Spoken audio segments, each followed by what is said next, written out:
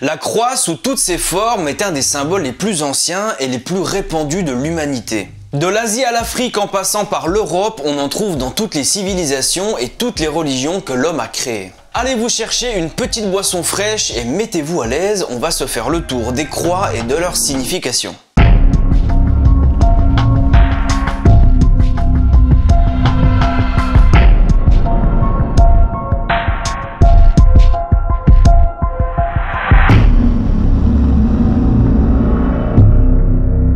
On va commencer non pas par la plus ancienne des croix, mais par la plus connue, la croix latine, qui est un symbole chrétien très reconnaissable et qui a un grand nombre de variantes. Sous sa forme la plus connue, c'est une croix avec deux barres droites, une verticale et une horizontale plus petite. C'est sur cette croix que Jésus aurait été crucifié. Voilà, je pense que vous connaissez l'histoire. On pourrait penser que c'est la toute première croix utilisée par les chrétiens. Eh bien en fait non. Le symbole de ce qu'on appelle le christianisme primitif ne ressemble pas du tout à ça. Jésus-Christ en grec s'écrit comme ça. Bon alors je vais pas vous lire parce que j'ai pas un très bon accent. La toute première croix chrétienne était composée des initiales de ces deux mots, un I et un X. Cette forme, que l'on appelle un monogramme, existait d'ailleurs avant Jésus-Christ lui-même, car on en a retrouvé sur des amphores. En Grèce, c'était la contraction du mot Christos, qui signifie de bon augure. Ensuite, par le plus grand des hasards, le Fils de Dieu, envoyé sur terre, a les mêmes initiales que celles qui figurent sur ce symbole. Du coup, les chrétiens l'utilisent comme emblème et c'est l'empereur romain Constantin Ier qui fera ajouter la deuxième lettre du deuxième mot, c'est-à-dire un P dans la continuité du I. À partir de là, les empereurs chrétiens vont utiliser cette croix un peu partout en Europe, mais à partir du 5e siècle, elle est progressivement remplacée par la croix latine. Remettons les barres perpendiculaires pour retrouver la croix chrétienne, et si on réduit la taille de la barre verticale pour qu'elle ne dépasse pas de la barre horizontale, et qu'on modifie un petit peu les angles, on obtient une croix de Saint-Antoine, que l'on appelle aussi une croix en tave, une croix en tau ou une croix en T. Tav est la 22e et dernière lettre de l'alphabet hébreu. Plus tard, ça deviendra la lettre Tau dans l'alphabet grec et le T dans notre alphabet latin. Bref, tout ça pour dire que c'est une croix en forme de T. On l'appelle aussi la croix de Saint-Antoine car elle était portée comme symbole par, je vous le donne en mille, Saint-Antoine. Alors évidemment, quand il l'utilisait comme symbole, ce n'était pas encore la croix de Saint-Antoine, mais c'était la première lettre du mot Théos qui signifie Dieu en grec. Ensuite, aux alentours du XIe siècle, les chanoines de l'ordre de Saint-Antoine le portaient sur leur robe, et c'est probablement à partir de ce moment-là qu'on a associé cette croix à Saint-Antoine. Si on remet les angles droits et qu'au-dessus on ajoute une boucle, on obtient l'Ankh, la croix de vie des Égyptiens. Dès le 4e millénaire avant notre ère, la civilisation égyptienne avait une grande maîtrise de certains domaines, comme l'agriculture, les arts ou les sciences, et c'était principalement grâce à la mise en place d'un système d'écriture. C'était un alphabet relativement simple dans lequel les hiéroglyphes étaient des représentations simplifiées d'objets ou de choses de la vie quotidienne. Un seul hiéroglyphe n'est pas issu d'un concept concret, c'est l'Ankh, la croix de vie égyptienne, dont l'origine nous est inconnue. C'est une croix qui est omniprésente dans l'art égyptien. Les dieux sont souvent représentés tenant l'Ankh dans la main comme une promesse d'immortalité, et dans certaines représentations, on voit des dieux qui placent l'Ankh devant la bouche d'un pharaon pour lui assurer la vie éternelle. À leur mort, les pharaons prennent place dans la barque solaire pour naviguer vers l'au-delà et ils auront à traverser tout un tas d'épreuves avant d'arriver à la vie éternelle, et c'est grâce à l'Ankh qu'ils vont pouvoir y arriver.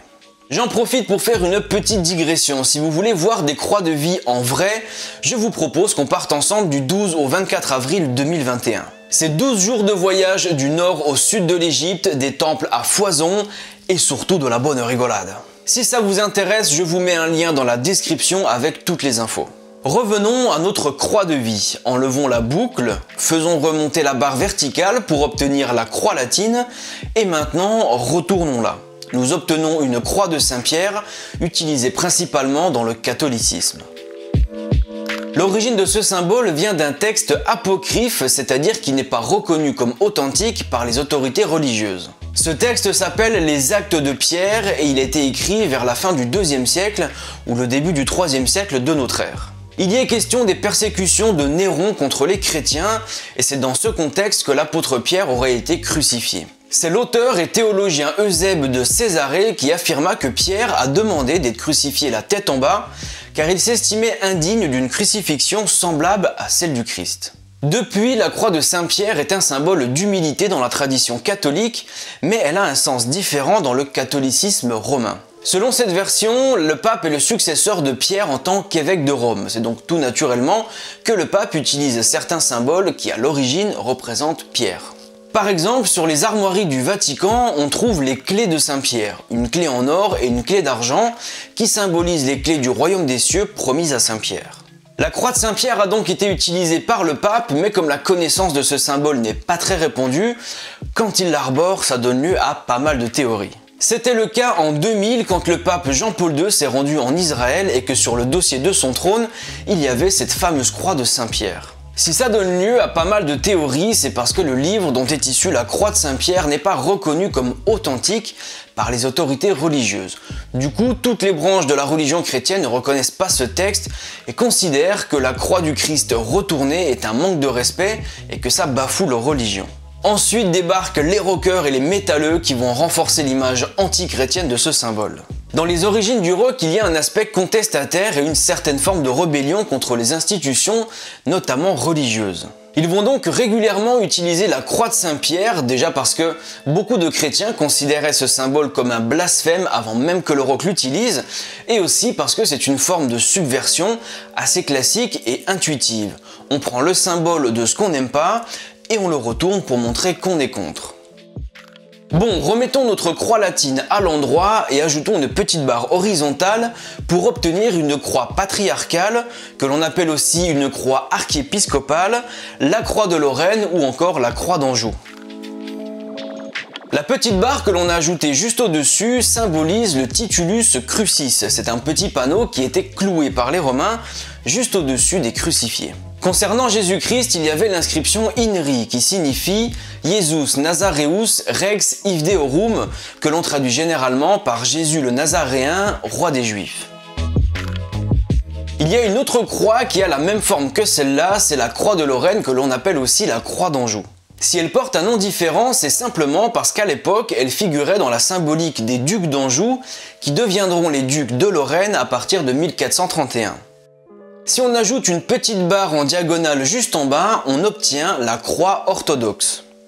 Cette petite barre transversale symbolise l'appui des pieds du Christ et l'orientation n'est pas la même selon les traditions. Par exemple, si on met cette barre droite, on obtient le symbole de l'église grecque orthodoxe.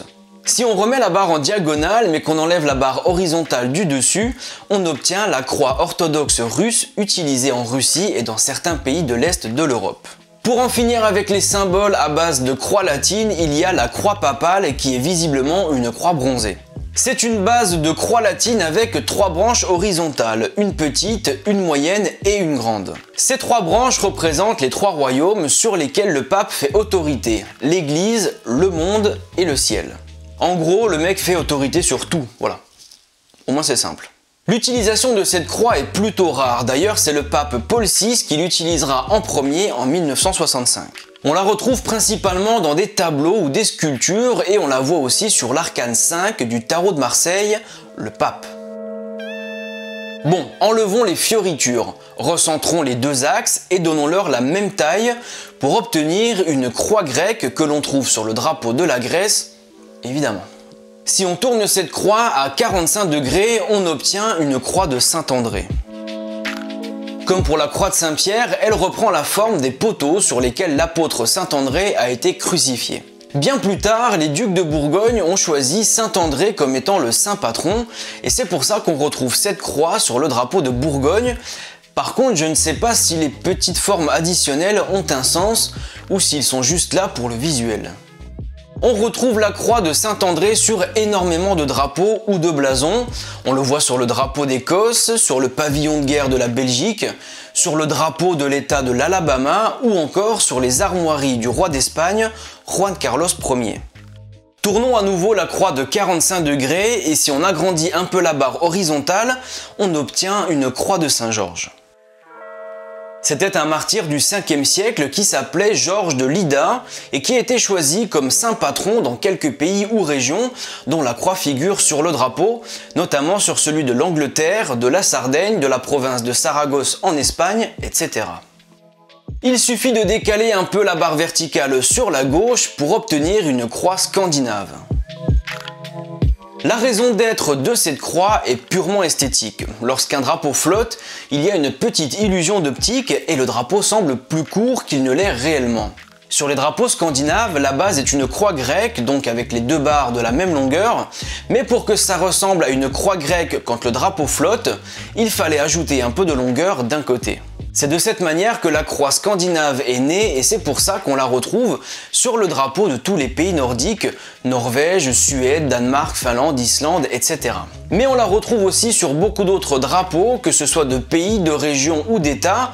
D'ailleurs, je n'ai pas compté, mais je pense que c'est la croix qu'on retrouve le plus souvent sur des drapeaux. Remettons la barre verticale au centre, la barre horizontale de la même longueur et ajoutons des petites barres perpendiculaires aux extrémités, ce qui nous donne une croix potencée que l'on trouve au centre de la croix de Jérusalem. Son origine est très incertaine, mais il semblerait que la croix de Jérusalem soit la croix utilisée par les toutes premières communautés chrétiennes d'Orient. Allez, sortons un peu de la religion chrétienne, reprenons la croix grecque et ajoutons une ligne perpendiculaire à chaque extrémité. Nous obtenons une svastika et j'espère que les algorithmes YouTube ne vont pas supprimer ma vidéo. La svastika est l'un des symboles les plus anciens et les plus répandus de l'histoire de l'humanité. Les premières traces viennent d'Ukraine et sont datées d'environ 10 000 ans avant Jésus-Christ. On en trouve en Asie, en Afrique, en Océanie, en Amérique précolombienne, chez les Amérindiens Navaros. Bref, il y en a partout et elle n'a pas le même sens pour toutes les civilisations. En Inde, elle est le symbole des forces créatrices et elle a son opposé qui s'appelle la svastika, qui est le symbole des forces destructrices. En fait, c'est la même croix, mais en miroir. Bon, je ne vais pas citer toutes les significations possibles et toutes les origines probables, sinon la vidéo ferait 8h15, mais je vais en développer une qui me semble plus pertinente que les autres. Lorsque vous regardez les étoiles la nuit, il y a un point fixe autour duquel le ciel semble tourner, c'est l'étoile polaire que l'on appelle aussi l'étoile du Nord. Elle fait partie d'une constellation que l'on appelle la Petite Ourse et qui est constituée de 7 étoiles. Si on observe la Petite Ourse au solstice d'hiver, elle sera placée ici. À l'équinoxe de printemps, elle sera là. Au solstice d'été, elle sera en miroir du solstice d'hiver. Et à l'équinoxe d'automne, elle sera en miroir de l'équinoxe de printemps. Sur une année, si on mémorise la place de la Petite Ourse dans le ciel au solstice et aux équinoxes, on obtient la forme d'une svastika. Il y a tout un tas d'autres explications et peut-être que ce que je dis ne marche pas sur toute la planète, mais je trouve cette origine très pertinente. Déjà parce que beaucoup de civilisations attachaient une grande importance aux 4 moments clés de l'année, les 2 solstices et les 2 équinoxes. Il y a beaucoup de constructions à travers le monde qui font apparaître ces moments clés en jouant avec la lumière du soleil. La deuxième raison, c'est que ça représente bien ce qu'est la vraie nature d'un symbole. Un symbole, c'est une figure qui fait le lien entre le monde céleste et le monde terrestre. Reprenons la svastika, enlevons les lignes perpendiculaires aux extrémités et traçons un cercle pour obtenir une croix solaire. C'est une croix qui était utilisée à partir du néolithique et qui symbolisait la divinité du soleil et la lumière éternelle. Ensuite, elle est devenue un symbole celtique et lorsque les chrétiens ont converti les îles de la Grande-Bretagne actuelle, ils ont mélangé la croix solaire avec la croix latine pour donner ce qu'on appelle une croix celtique. Reprenons la croix solaire et retirons le cercle pour retrouver notre croix grecque. Si on resserre le centre et qu'on ajoute un point rentrant à chaque extrémité, on obtient une croix de Malte que l'on appelle aussi une croix de Saint-Jean. Son origine n'est pas connue et il existe de nombreuses variantes de cette croix parce qu'elle était utilisée comme symbole par de nombreux ordres chrétiens. Elle était très présente sur l'île de Malte évidemment, et si on l'appelle aussi la croix de Saint-Jean, c'est parce qu'elle est le symbole des hospitaliers de l'ordre de Saint-Jean de Jérusalem. Si on prend les points rentrants et qu'on les passe à l'extérieur, et si on ajoute des petits cercles à chaque extrémité, on obtient la croix occitane. Comme pour beaucoup d'autres croix, son origine est très incertaine, mais la plus probable, c'est qu'elle était utilisée comme emblème par la famille des Bosonides. C'était une famille très puissante qui régnait sur la Provence et la Bourgogne. En l'an 1019, Guillaume III de Toulouse épousa une descendante de cette famille et hérita de cette croix qui deviendra l'emblème des comtes de Toulouse. Voilà les petits clous, j'ai volontairement oublié certaines croix et certaines variantes dans le but de ne pas avoir une vidéo de 40 minutes, mais si ça vous a plu, peut-être que j'en ferai un deuxième épisode. D'ici là, n'oubliez pas de vous abonner et d'activer la petite cloche pour avoir toutes les notifications, et moi je vous dis à bientôt pour une prochaine vidéo, ciao.